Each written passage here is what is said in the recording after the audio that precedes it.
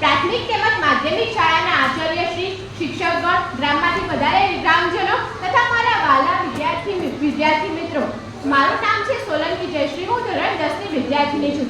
આજે હું તમને જે નાનકડી સ્પીચ આપવા જઈ રહી છું તે તમે શાંતિપૂર્વક સાંભળજો.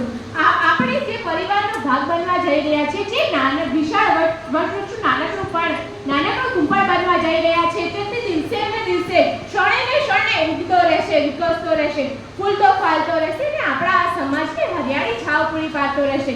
આપણે દરેકના પોતાના સંતાનના શિક્ષકો અને વાલીઓના મગજમાં એક જ હોય છે કે અમારું બાળક ક્ષણે ને ક્ષણે શિક્ષણ અને સર્વાંગી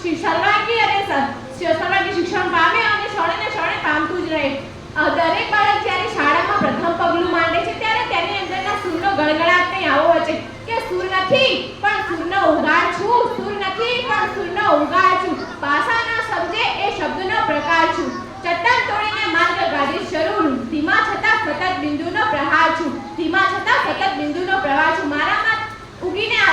મારામાં આંખમીને ઉગી શકે છે બધું પુણ્યતા તરફનો પુણ્ય વિકાસ હું છું, પુણ્યતા તરફનો પુણ્ય વિકાસ હું છું. આવા જ કંઈક સૂર દરેક બાળકના મગજમાં, દરેક બાળકના મનમાં રહેલા હોય છે.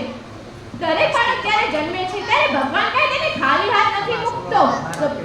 દરેક બાળકની અંદર ઓછામાં ઓછો એક નાનકડો એક વિચાર બીજ રહેલો હોય છે.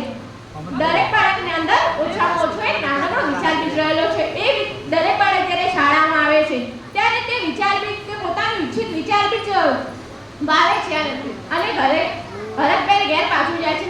શાળા, શિક્ષકો અને વાલીઓની સંમેલિત જવાબદારી છે કે તે બાળકને ખુલીને જુએ કે બાળકની અંદર કયો વિચાર બીજ ભરેલો છે. તે બાળક શાળાએ આવીને તે વિચાર બીજને વાવે છે.